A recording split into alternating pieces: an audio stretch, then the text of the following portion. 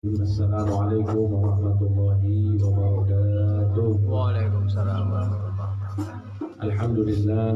Alhamdulillahi rabbil alamin. Allahumma salli wa sallim wa barik ala sayyidina Muhammadin wa ala alihi wa sahbihi ajma'in. Amma ba'du. Subhanaka la ilma lana illa ma 'allamtana innaka antal alimul hakim. Rabbi shrah li sadri wa yassir li amri wahlul 'uqdatam min lisani yafqahu qawli wa thabbit lisani wa hdi qalbi bihaqqi sayyidina Muhammad sallallahu alaihi wasallam. Allahumma anfa'na bima 'allamtana wa 'allimna ma yanfa'una wa zidna 'ilman wa 'amalan wa ikhlasan wa dawama bi rahmatika ya arhamar rahimin. Amin. Allahumma inna nas'aluka an taqdiya lana al-hajat kullaha ad-dunyawiyya wal ukhrawiyya fi khairin wa lutfin wa 'afiyah. Amin amin ya rabbal alamin. فنستبدل الجنس بمثل ما نوى أسلافنا ورجالنا وشيوخنا وآباؤنا وأهلنا الصالحون.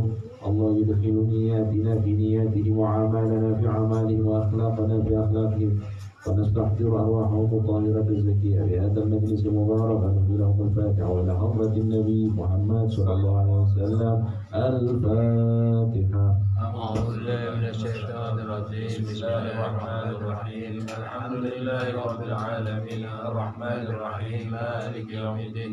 إياك نعبد وإياك نستعين اهدنا الصراط المستقيم صراط الذين أنعمت عليهم غير المغضوب عليهم ولا الضالين. آمين. بسم الله الرحمن الرحيم. نويت التعلم والتعليم والمذاكرة والتذكير والنفع والانتفاع والإفادة والاستفادة والحث على تمسك بكتاب الله سنة رسوله صلى الله عليه وسلم والدعاء إلى الهدى والدلالة على الخير ابتغاء وجه الله ومرضاته وقربه وثوابه سبحانه وتعالى. الحمد لله رب العالمين. Hadirin para sahabat Rauha Senin sore yang insya Allah selalu dirahmati oleh Allah Subhanahu wa Ta'ala. Mudah-mudahan kita pada sore hari ini selalu diberikan keberkahan oleh Allah Subhanahu wa Ta'ala. Amin. Di dalam kehidupan kita, baik dalam ibadah ataupun dalam kehidupan kita di dunia ini. Amin ya rabbal alamin. Yang di luar kedengaran suara? Halo. Ya. Hadirin yang dirahmati Allah, melanjutkan apa yang sudah kita kaji di pertemuan yang lalu. Ini paling akhir kemarin di rumahnya Pak Yul. Ya. Alhamdulillah. Kita membahas tentang hikmah-hikmah para salaf, yaitu para sahabat, para tabi'in dan tabi'ut tabi'in, yang mana mereka di sini adalah para ulama dan panutan umat. Dan kita sudah sampai ke hikmah yang disampaikan oleh Al-Imam Al-Hasan Al-Basri rahimahullah ta'ala, yang mana beliau berkata, miskinun ibnu Adam, sungguh memprihatinkan anak cucu Adam, artinya kita ini manusia. Kata beliau, sangat memprihatinkan kita ini. Kenapa? Rodiya bidarin, karena kita itu rela, kita itu betah hidup di sebuah tempat yang bernama dunia, yang mana halaluha hisab, yang halal di dunia ini kelak akan dihisab oleh Allah. Wa haramuha azab, dan apa yang haram di dunia ini kelak akan mendapatkan azab di sisi Allah. Artinya di dunia ini ada enaknya enggak kira-kira? Yang halal ada hisab, yang haram ada azab. Artinya apapun yang kita lakukan di dunia ini ada konsekuensinya. Kita mencari yang halal itu pun ada hisab, nanti ada istilahnya audit besar-besaran yang akan dilakukan oleh Allah Subhanahu wa taala. Kalau audit dunia mungkin banyak yang luput, tapi kalau audit akhirat itu tidak ada yang luput sama sekali. Maka orang-orang yang tidak beriman kepada Allah Subhanahu wa taala, mereka akan terheran-heran dengan apa yang terjadi nanti di akhirat. Sehingga di dalam Al-Quran surat Al-Kahfi, Allah Subhanahu wa taala berfirman, mereka akan berkata, ma li hadzal kitab la yughadiru saghiratan wala kabiratan illa ahsaha. Orang-orang yang tidak beriman itu akan berkata, ini buku catatan apa? Kok bisa semua yang kita lakukan, yang baik, yang besar, tidak luput dari buku ini? Artinya apa? Semuanya tercatat di sisi Allah Subhanahu wa taala. Jadi dunia ini yang halal ada hisabnya, yang haram ada azabnya. Maka Imam Hasan Al-Basri ini memprihatinkan kita, kok kita mau betah hidup di dunia ini? Oleh karena itu orang-orang soleh, hadirin yang dirahmati Allah, orang-orang soleh itu tidak ada satupun dari mereka yang betah hidup di dunia. Tidak ada orang-orang soleh itu tidak ada yang betah hidup di dunia. Pertanyaannya, kita betah nggak hidup di dunia? Sekarang betah. Masih betah gitu. Doanya tiap hari umur panjang, sehat walafiat, amin. Masih banyak utang. Utangnya masih banyak gitu. Oh, iya. Pokoknya ya dengan banyak alasan lah. Pokoknya kita ini berarti masih harus memperbaiki diri kita untuk menjadi lebih baik lagi. Karena orang-orang soleh itu mereka menganggap dunia ini bukan tempat tinggal, tapi dunia ini adalah tempat singgah, tempat di mana kita diuji oleh Allah Subhanahu wa taala. Tapi orang-orang soleh juga ada sebagian dari mereka mengatakan, aku betah hidup di dunia ini karena dunia ini ada yang namanya ibadah kepada Allah. Sebab kalau sudah berpindah alam itu sudah tidak ada lagi ibadah kepada Allah. Ada salah seorang ulama namanya Al-Imam Sulaiman Ad-Darani. Beliau berkata, laulal lail ma ahbabtul baqa'a fid dunya. Kalau misalnya di dalam dunia ini tidak ada waktu malam, maka aku tidak akan betah hidup di dunia ini. Karena apa? Waktu malam itu adalah waktu yang terbaik untuk ibadah kepada Allah Subhanahu wa taala. Jadi orang-orang soleh itu masuk waktu malam mereka berbahagia, karena ini adalah waktu yang paling spesial untuk mendekatkan diri kepada Allah Subhanahu wa taala. Nah, jadi kalau tidak ada waktu malam, katanya saya tidak betah hidup di dunia ini. Jadi insya Allah kita juga bisa termasuk orang-orang yang betah hidup di dunia ini dalam rangka mendekatkan diri kita kepada Allah Subhanahu wa taala.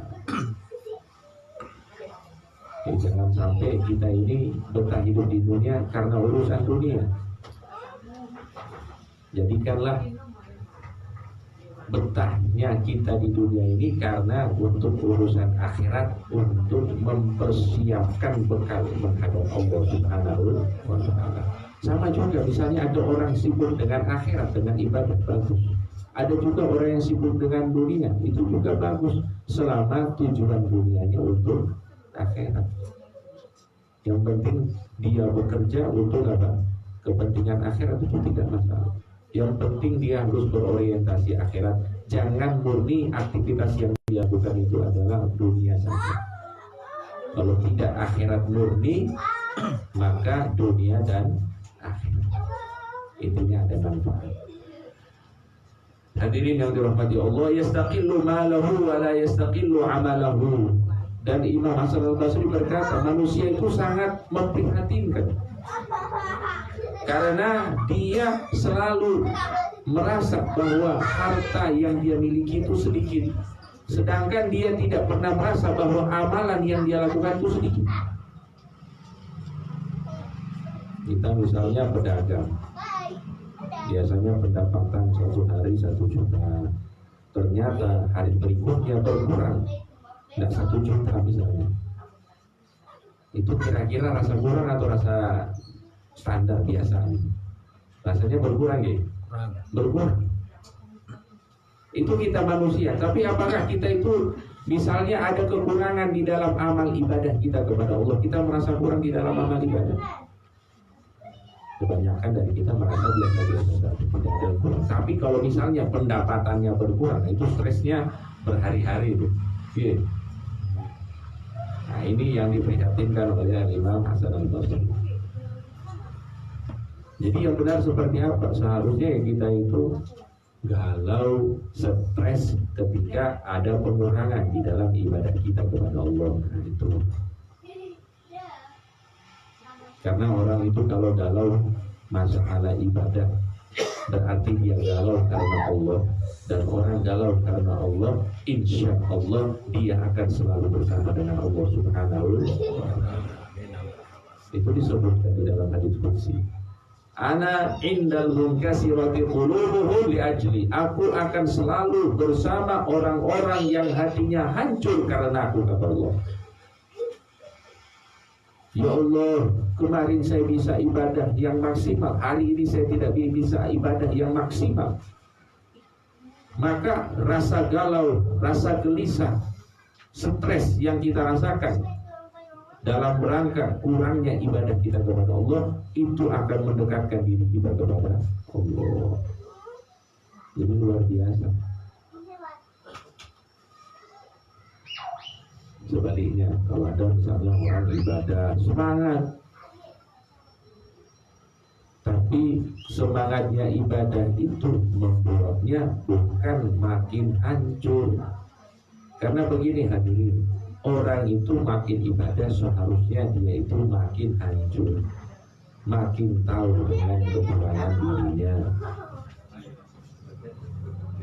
Saya ulang lagi, orang itu kalau dia makin ibadah, meskipun ada peningkatan di dalam ibadahnya kepada Allah, seharusnya dia itu selalu merasa kurang di dalam ibadahnya kepada Allah.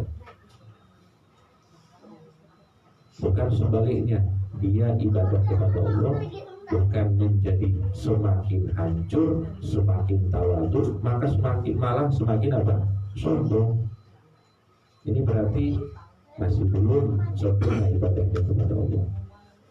Oleh karena itu para ulama-ulama kita itu dengan ibadahnya yang sangat luar biasa, mereka itu tetap merasa apa yang kami lakukan ini tidak ada apa-apanya. Ya Rabbi ma ma'na amal wa kasbuna kulluh zalal. Ya Allah, kami tidak punya amalan. Padahal kalau kita lihat bagaimana ibadah orang-orang dulu, bagaimana Al-Habib Abdullah bin Al-Haddad sholat duha 200 rakaat. Itu baru sholat duha, belum sholat rawatibnya, belum sholat malamnya, belum ibadah-ibadah yang lainnya. Tapi beliau berkata, ma makna amal, kami tidak punya amal. Wa kasbuna kullu zalal, kalaupun ada amalan kami, banyak salahnya, banyak kurangnya. Artinya apa? Perasaan kita ini selalu merasa kurang dalam ibadah, itu akan membuat kita lebih dekat dengan Allah Subhanahu wa ta'ala. Itu penting sekali. Maka ada sebuah makalah berkata seorang ulama, orang yang bangun subuh kelewatan tahajud dengan hati yang menyesal, hati yang hancur, lebih afdol daripada orang yang bangun tahajud kemudian di waktu subuh dia bangga dan sombong dengan tahajudnya. Karena apa? Ada perasaan itu, perasaan galau itu penting. Maka perasaan ini penting kita bawa dimanapun. Merasa amalan kita itu sedikit, meskipun sudah banyak, kita selalu merasa sedikit. Insya Allah dengan itu akan selalu meningkat amal ibadah kita kepada Allah Subhanahu wa ta'ala. Tapi jangan dijadikan alasan. Kadang-kadang orang saya nggak amal, pokoknya galau terus. Andalannya apa? Galau terus, ini juga jadi alasan. Tidak bagus gitu. Galaunya itu seharusnya mendorong dia untuk lebih semangat ibadah kepada Allah. Semoga kita bisa menjalani hal ini. Amin Allahumma amin ya rabbal alamin. Hadirin yang dirahmati Allah, wa minha qawluhu fadhahal mautud dunya. Kematian telah membeberkan keburukan-keburukan dunia. Aslinya dunia, rupanya dunia itu dibeberkan, dijelaskan sejelas-jelasnya oleh kematian. Falam yatruk lililubin fiha faraha. Jadi hakikat dunia ini sudah terbongkar aslinya. Apa? Dari dunia ini ada enaknya, ada tidak enaknya. Kalaupun ada enaknya, enaknya itu tidak selama-lamanya. Ada batas. Buktinya apa? Orang yang punya saudaranya hidup di dunia ini, kalau sudah datang kematian semuanya habis. Beda halnya dengan akhirat. Kalau akhirat, kenikmatan yang Allah berikan abadan sarmada, selama-lamanya dan tidak ada hentinya. Itu bedanya. Maka kata Imam Hasan Al-Basri, orang yang memiliki akal lewat kematian itu dia akan paham dengan benar bahwa dunia ini tidak ada apa-apanya, bukan tempat untuk bersenang-senang. Buktinya apa itu? Karena apa? Singkat. Karena dunia ini apa? Singkat. Kalaupun senang hanya singkat. Kalaupun ada belum tentu bisa kita nikmati. Kalau surga pasti kita nikmati. Jadi dulu itu ada namanya Pak Haji dari Semarang ini. Pernah cerita Habib, namanya Habib Jamal Toha Pak Haji. Beliau pernah cerita begini, saya pernah diundang mengisi Maulid Nabi Muhammad SAW di kota Semarang. Di sana ada Pak Haji, kaya raya. Saya dijemput pakai mobil apa ini yang paling mahal?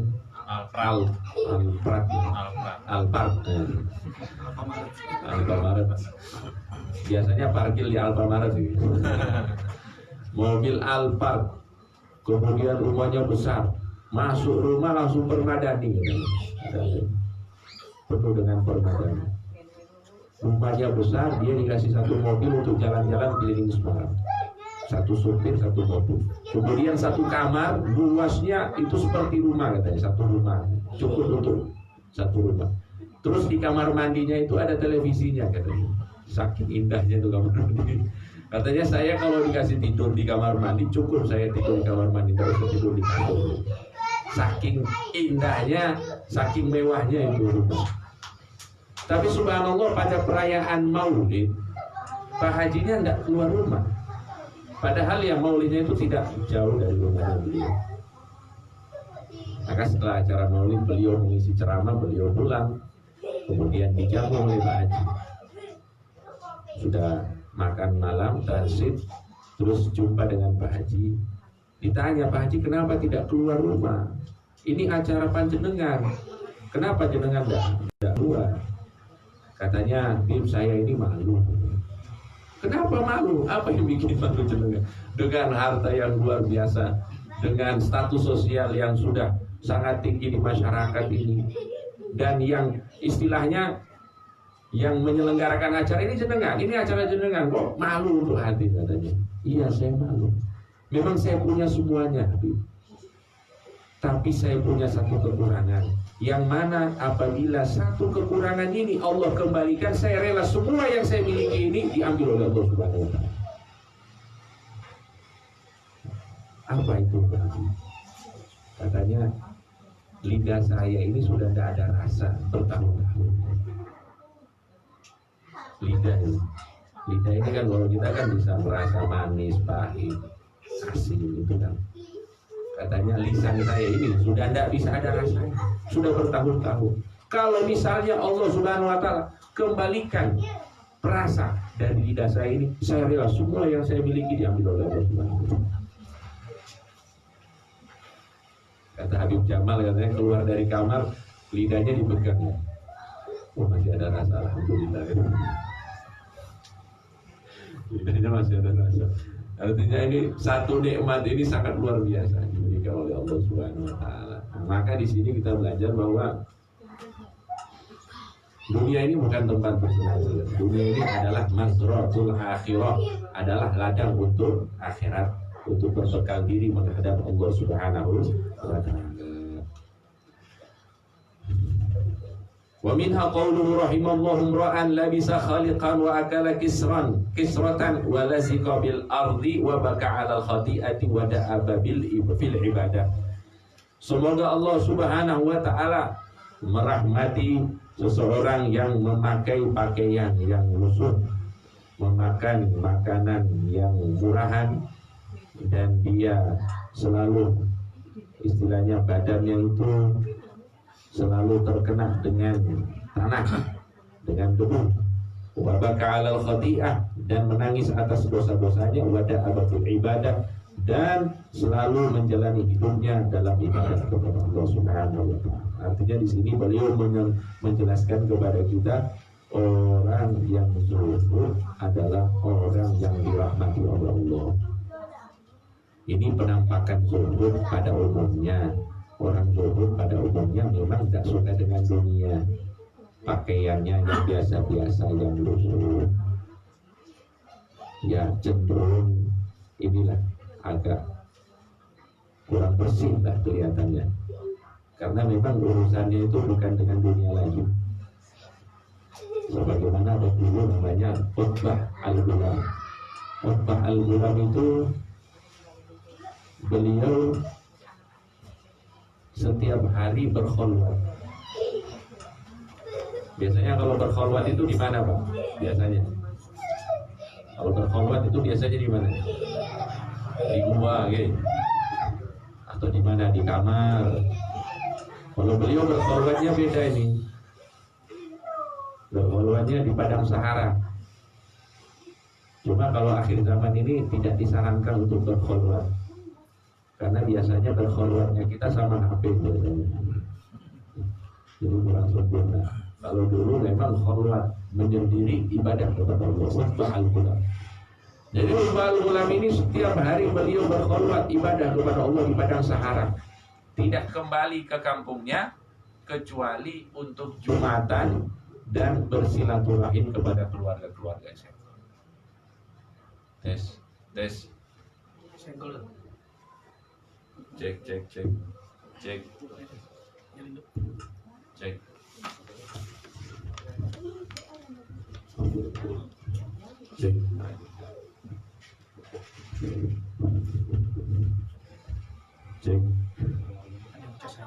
Jadi Utbah al-Ghulam ini beliau selalu berkhulwat, dan beliau kalau mau pulang kampung biasanya apa? Biasanya itu hanya untuk Jumatan, karena Jumatan itu kan wajib hukumnya untuk berjamaah.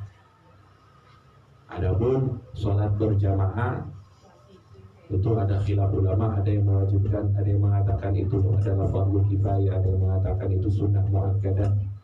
Ya intinya kalau Jumatan itu ada ancaman dari Rasulullah SAW, man taraka salasa jum'ah mutatabi'ah, barang siapa yang meninggalkan 3 Jumat secara berturut-turut dengan sengaja, tauba Allah ala qalbi, maka Allah akan tutup hatinya. Alhamdulillah, itu tidak dapat hidayah lagi. Ya, kecuali memang bonus itu, orang tidak pernah Jumatan tiba-tiba dapat hidayah, itu bonus.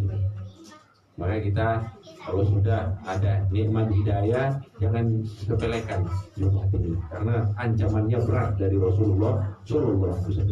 Jadi Utbah al-Ghulam ini kehidupannya itu toh, kehidupannya itu pokoknya berkhulwat, tidak sibuk dengan dunia, dia hanya ibadah kepada Allah Subhanahu wa ta'ala. Suatu ketika beliau itu berjalan di kampungnya. Ini kalau misalnya ada orang seperti ini, misalnya bapak-bapak, kalau misalnya ada orang seperti ini zaman sekarang ini, kerjaannya khulwat ibadah, tidak sibuk dengan dunia, ini orang ini kita bilang apa kira-kira? Apa ini? Orang apa ini? Wali, ya.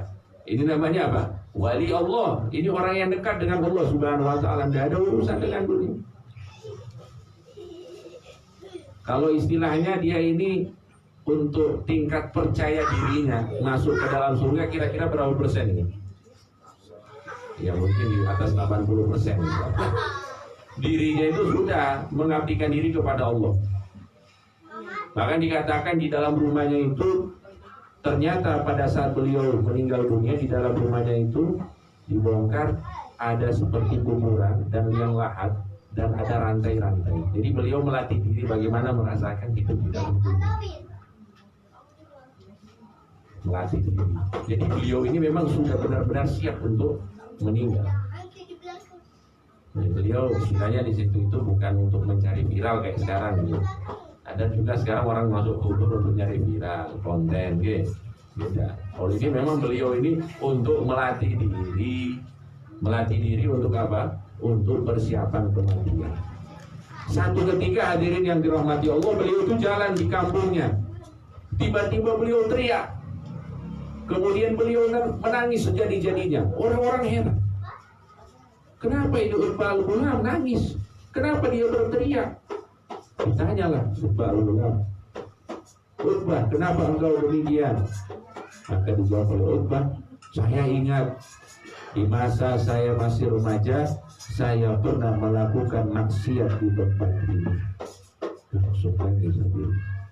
Padahal dibandingkan dosanya, dibandingkan amal ibadahnya, dosanya itu mungkin cuma berapa.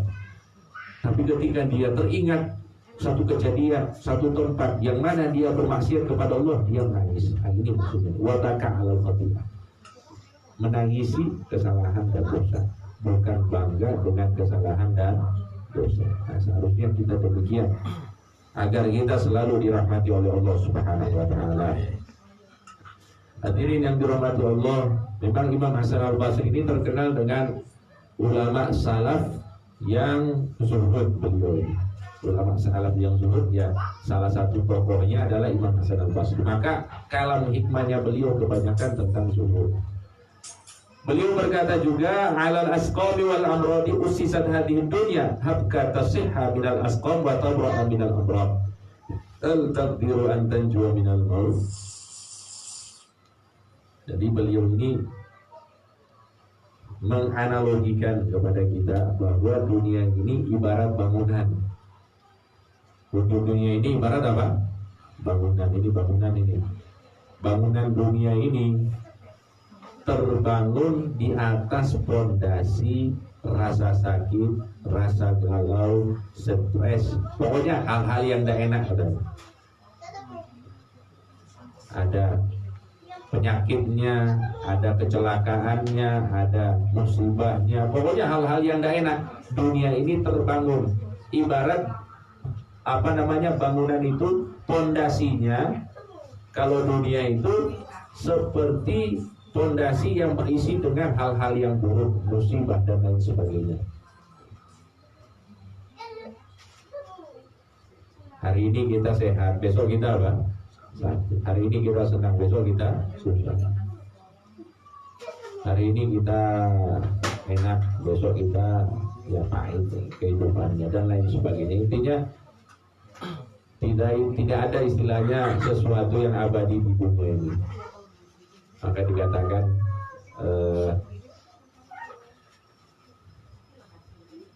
likulli syai'in idza ma tamma nuqsanu fala yugharru bi tayyibil 'aishi insanu. Segala sesuatu apabila sudah mencapai sebuah kesempurnaan, maka dia akan menurun. Orang sudah sampai kepada puncak kehidupannya, dia kaya raya, ingat suatu saat dia akan menurun. Orang yang sampai ke puncak kesehatannya, suatu saat dia akan sakit. Orang yang sampai ke puncak kesenangannya, suatu saat dia akan puncak. Likulli syai'in idza ma tamma nuqsanu fala yugharru bi tayyibil 'aishi insanu. Maka dari itu jangan sampai kita manusia tertipu dengan dunia ini. Hiyal umuru kama syahadtaha dualun. Urusan dunia ini yang sudah kamu saksikan pasti berputar. Ya ibarat yang sering kita dengar gimana? Seperti apa roda yang berputar. Kama syahadtaha dualun man sarrahu zamanun sa'athu azmanu. Kalau misalnya di suatu saat dia itu enak, dia mendapatkan kehidupan yang nikmat, ingat di saat yang lain dia akan mendapatkan kesusahan. Itu dunia. Maka itu kata Imam Hasan al-Basri, dunia ini Pondasinya itu kebanyakan yang nggak enak. Kalaupun kata beliau, misalnya kita itu hidup di dunia ini tidak pernah sakit, ada tidak manusia yang tidak pernah sakit? Ada tidak kira-kira? Misalnya ada orang yang tidak pernah sakit, dia sehat seumur hidupnya misalnya, apakah dengan kesehatannya tersebut dia bisa selamat dari kematian? Halo? Orang yang sehat seumur hidup, tidak pernah kecelakaan seumur hidup misalnya, hidupnya selamat, sehat, apakah dia bisa selamat dari kematian? Tidak bisa, tidak enak. Berarti ya tidak enak. Intinya ya, kenikmatan yang kita dambakan di dunia pun akan selesai dengan kematian. Maka paling enak itu apa? Paling enak itu kata Rasulullah SAW, banyak-banyaklah mengingat sesuatu yang memusnahkan nikmat dunia. Apa itu? Kematian. Mengingat banyak tentang kematian, maka kita akan lebih semangat ibadah kepada Allah dan lebih zuhud dari dunia. Amin Allahumma amin. Hadirin yang dirahmati Allah, ini bisa lanjut atau kita selesaikan? Lanjut. Wah, di luar ini kayaknya lebih banyak ini dari di dalam. Iya, ada 200 majelis. 200 ya. Iya, soalnya para malaikat ikut hadir. Amin, amin. Wa min qauli Hasan al-Basri, man kanat dunubuhu fi syahwati, barang siapa yang dosa-dosanya itu berkaitan dengan syahwatnya. Dosa yang berkaitan dengan syahwat. Apa dosa yang berkaitan dengan syahwat? Banyak. Dosa mata syahwat, dosa lisan syahwat, dosa apa lagi? Yang paling banyak dosa perut, makan yang tak benar itu syahwat. Dosa kemaluan juga syahwat. Intinya kalau dosanya itu berkaitan dengan syahwat, fa'arju lahu taubah, aku berharap dia masih dibukakan pintu taubat oleh Allah Subhanahu wa taala. Kalau dosanya berkaitan dengan syahwat. Wa man kana dhunubuhu fil kibri, dan barang siapa yang dosanya itu berkaitan dengan kesombongan, bukan syahwat tapi berkaitan dengan Kesombongan. Fala turja lahu taubah.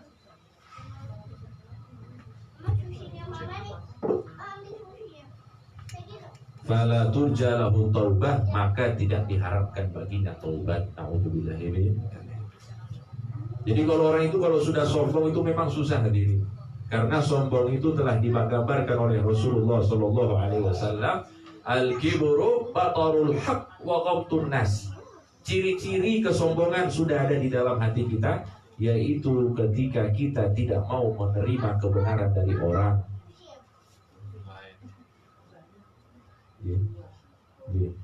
Ketika kita tidak mau menerima kebenaran dari orang, itu berarti sudah ada tanda-tanda kesombongan di dalam hati kita. Maka daripada itu kita perlu melatih hati kita agar tidak sombong. Bagaimana caranya? Menerima kebenaran, nasihat dari siapapun, meskipun orang tersebut mungkin rendah di mata kita. Mungkin seorang guru mendengarkan nasihat dari muridnya, mungkin seorang suami mendengarkan nasihat dari istrinya, mungkin seorang ayah mendengarkan nasihat dari anak-anaknya, mungkin orang alim mendengarkan nasihat dari orang awam, dan lain sebagainya. Ini melatih, karena apa? Karena kebenaran itu adalah hikmah. Kebenaran itu adalah hikmah. Dan hikmah itu adalah sesuatu yang dicari-cari oleh orang yang beriman kepada Allah. Kalau kita itu benar-benar beriman kepada Allah, maka kita itu pastinya harus semangat untuk mencari hikmah, bukan menolak hikmah. Sallallahu alaihi Nabi Muhammad. Dalilul dzalika Adam alaihissalam wa iblis. Contohnya ya Nabi Adam dan iblis. Ini contoh. Meskipun ya kita tidak bisa mengatakan bahwa itu adalah dosa yang dilakukan oleh Nabi Adam alaihissalam, akan tetapi yang menjadi dorongan Nabi Adam alaihissalam makan buah khuldi adalah syahwat. Maka ketika Nabi Adam alaihissalam dinyatakan sebagai orang yang bersalah, beliau langsung dibukakan pintu taubat oleh Allah Subhanahu wa Ta'ala. Masih ada jalan Nabi Adam. Tapi dikatakan yang bertobatnya bukan sehari, 40 tahun hadirin. 40 tahun berdoa belum diijabah oleh Allah Subhanahu wa Ta'ala. Maka diajarkan doa oleh Allah, Rabbana zalamna anfusana wa illam taghfir lana wa tarhamna lanakunanna minal khasirin. Itu doanya Nabi Adam yang diajarkan oleh Allah Subhanahu wa Ta'ala. Kemudian diijabah oleh Allah, diterima taubatnya oleh Allah Subhanahu wa Ta'ala. Jadi yang menjadi dorongan Nabi Adam makan buah khuldi itu adalah syahwat. Sedangkan yang menjadi dorongan pembangkangan, iblis tidak sujud, tidak menghormati Nabi Adam alaihissalam, tidak mau mendengarkan perintah Allah, adalah kesombongan. Ana khairum minhu, aku lebih baik daripada dia. Khalaqtani min nari wa khalaqtahu min tin. Engkau menciptakan diriku wahai Allah dari api, sedangkan engkau menciptakan Adam dari tanah. Karena yang menjadi dorongan dia berbuat dosa adalah kesombongan, maka taubatnya tidak diterima oleh Allah. Bahkan bukannya tidak diterima oleh Allah, dia memang tidak mau bertobat kepada Allah. Karena begini, iblis itu merasa salah tidak? Merasa salah tidak iblis itu? Tidak merasa salah. Kok bisa dia itu tidak merasa salah? Karena kesombongan di dalam hatinya, menganggap posisinya benar. Itu yang masalah. Itu yang menjadi masalah. Kenapa orang-orang yang sombong itu tidak mau bertobat kepada Allah? Karena mereka merasa posisi mereka apa? Benar. Sebagaimana iblis merasa posisinya benar, maka dia tidak mau bertobat kepada Allah. Tidak merasa salah. Padahal sudah jelas-jelas salah, membangkang perintah Allah. Na'udzubillahi min dzalik.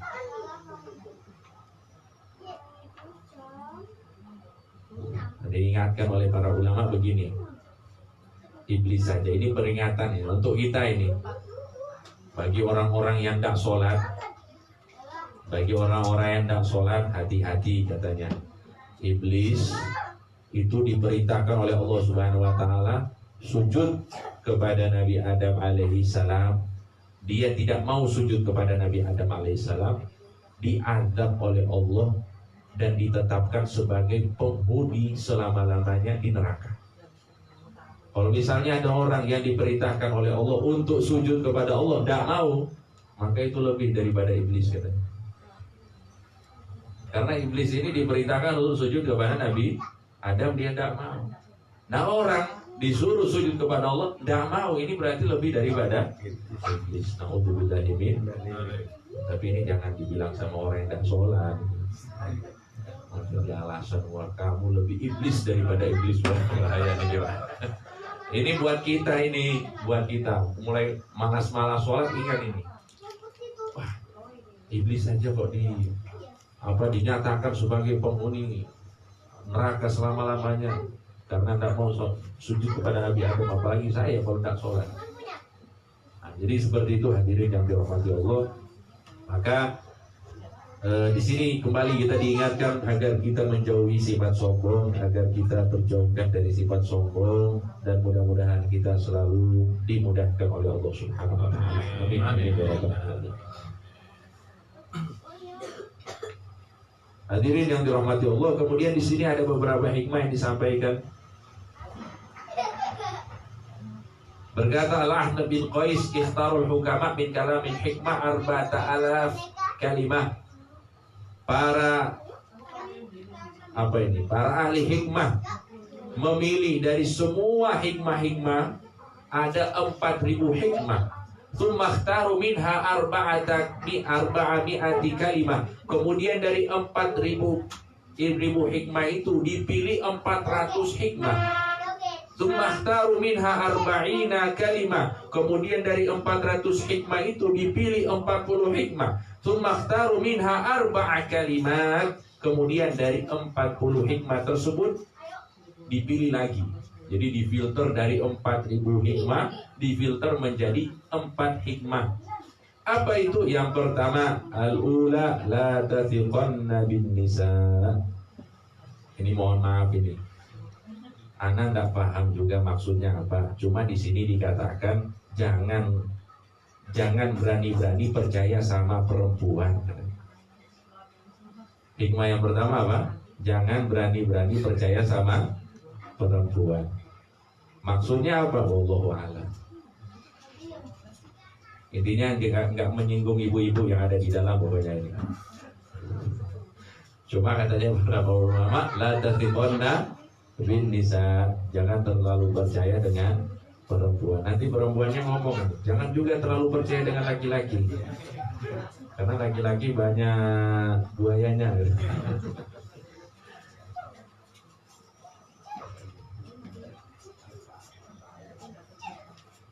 Tapi begini, apa namanya? Memahami laki-laki itu mudah, tapi untuk memahami perempuan itu sulit sekali. Jadi ada dulu, belum lama ada seorang wanita, ya ahli agama, dia mengarang buku Kaifa Ta'riful Mar'ah. Judulnya itu, bagaimana kamu bisa memahami perempuan. Itu bukunya satu, tapi jumlah halamannya ada ribuan. Ada gambarnya itu, ini misalnya ini tebal ya ini ya. Ini berapa halaman kira-kira? Ini ada 800 halaman ini, 800. Bukunya begini. Bagaimana Anda bisa memahami perempuan? Jadi bukunya dijilid, panjangnya begini, tingginya. Itu kira-kira berapa halaman itu? Ini 800 halaman, ya mungkin ya 10 kali lipat inilah. 8 juta. Nah, 8.000 ya. 800 halaman lah. Hampir sejuta halaman. Kalau ingin memahami perempuan katanya baca buku itu. Sebenarnya sulit untuk memahami perempuan. Pokoknya ibu-ibu yang di dalam jangan tersinggung ya ini. Cuma membaca aja. Nanti.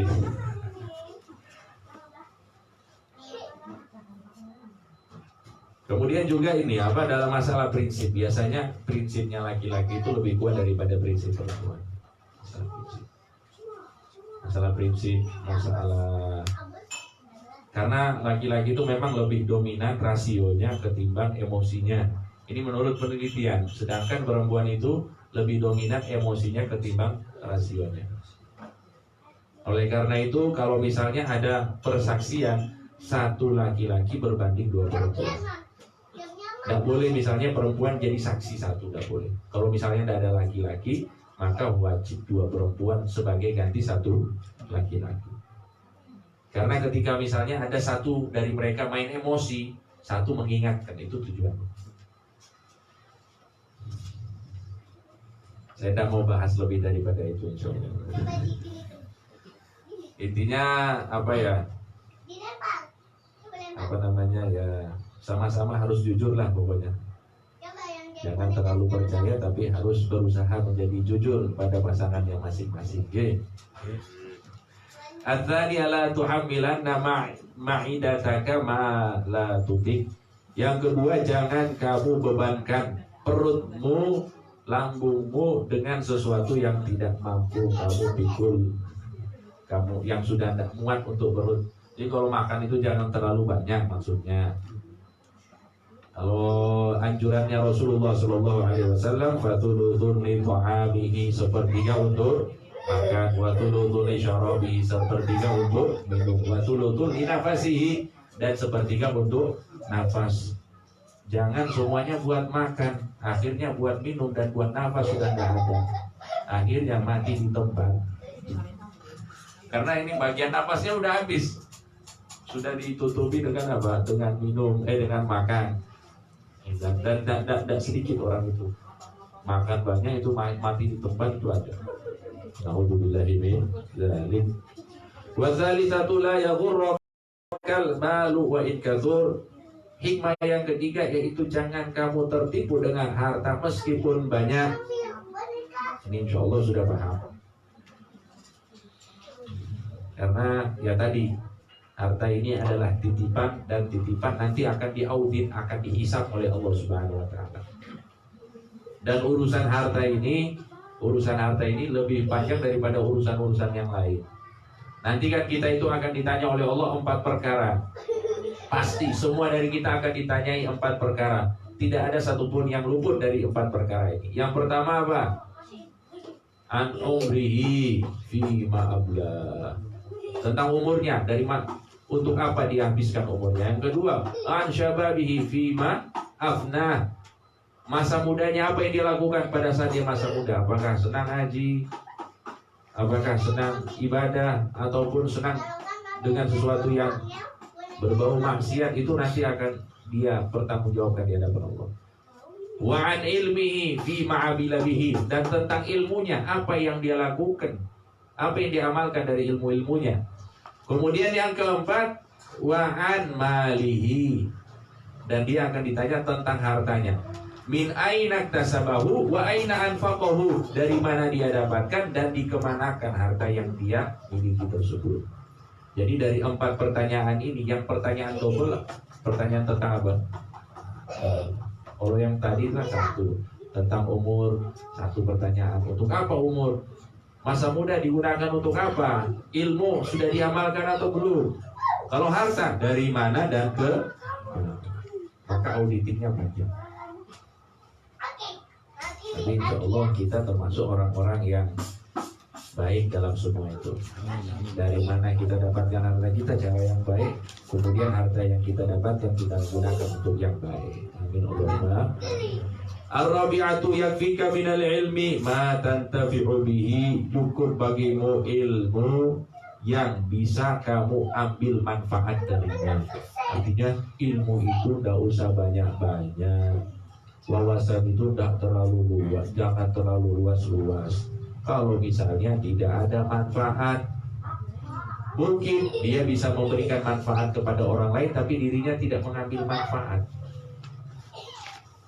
Maka itu diibaratkan sebagai apa istilahnya ini?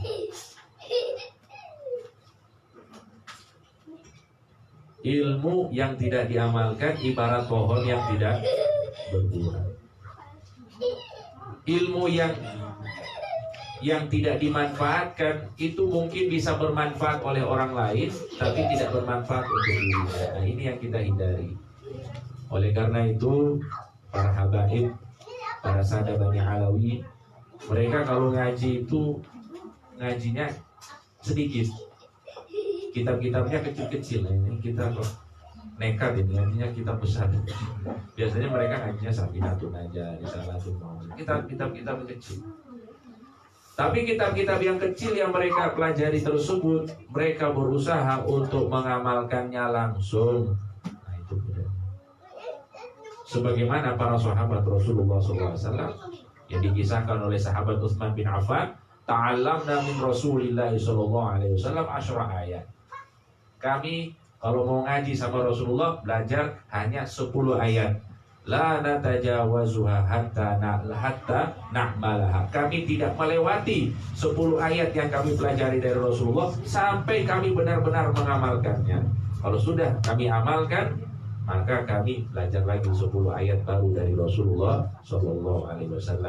Kemudian diberikan komentar, maka kami mendapatkan ilmu dan juga mendapatkan amal di waktu yang sama. Nah, itu yang dilakukan oleh para habaib, para sahabat Bani Alawi, para leluhur-leluhur yang luar biasa. Begitu mereka belajar ilmu yang sedikit tapi langsung mengamalkannya.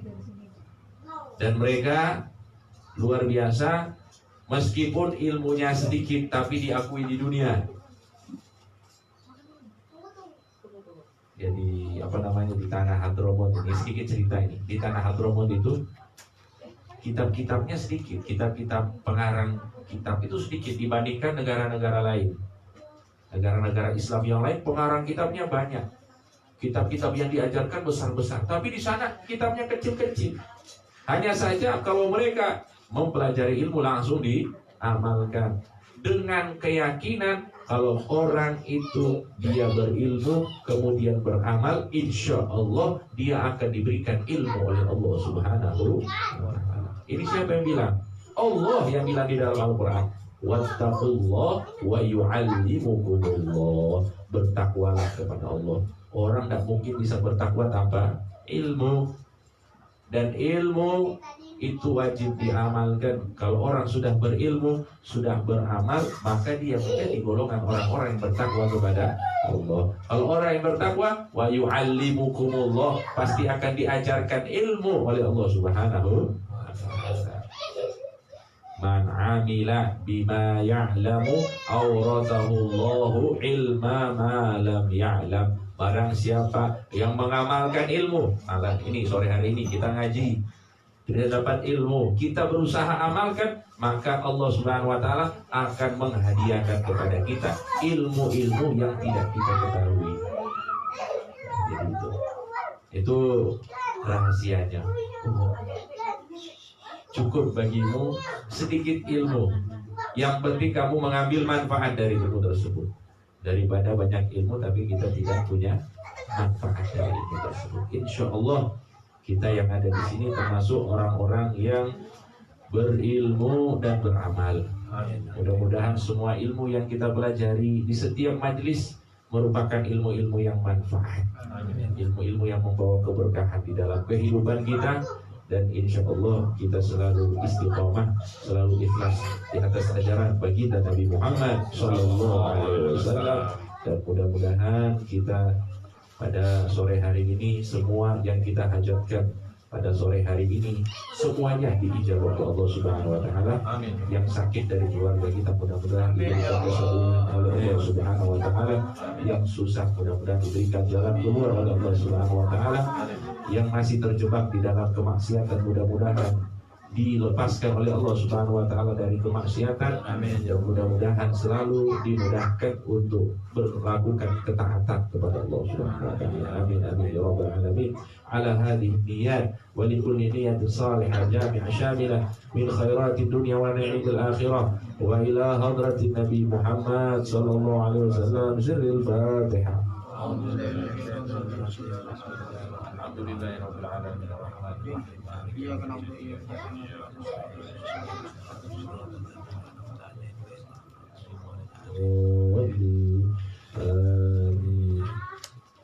Allahumma salli wa sallim ala sayyidina Muhammadin miftahi babi rahmatillah adada ma fi ilmillah salatan wa salaman daimaini bidawami mulkillah wa ala alihi wa sahbihi. Allahumma ij'al fi ta'atika farahi wa sururi wa fi mardatika jami'a umuri. Allahumma ya alim bi halati wa muttali ala sarairi wa niyati اغفر جميع حاجاتي واغفر ذنوبي وسيئاتي وتجاوز عن خطيئاتي وزلاتي وتقبل جميع حسناتي وسامحني فيما مضى وما يأتي واكتبني في ديوان ساداتي واسلك بي سبيل نجاتي في حياتي ومماتي. اللهم إني طامع بعطاء راغب في رضاك مستسلم لقضاك فاكتبني من أولياك واسلك بي سبيل هداك وألحقني بعصياك. وصلى الله على سيدنا محمد وعلى آله وصحبه وسلم والحمد لله رب العالمين. سبحان ربك رب العزة عما يصفون وسلام على المرسلين والحمد لله رب العالمين. الفاتحة.